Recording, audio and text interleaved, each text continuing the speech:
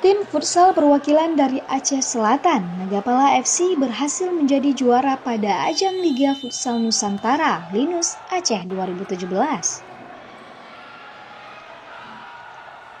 Laga final yang berlangsung di Gor Koni Banda Aceh kemarin malam tersebut berhasil meraih skor 6-3 untuk kemenangan Nagapala FC.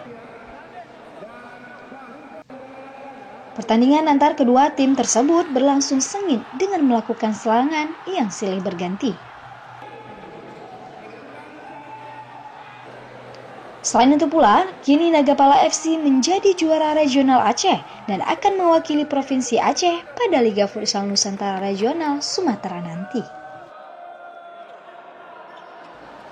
Dari Banda Aceh, Tim Liputan Wasata TV melaporkan.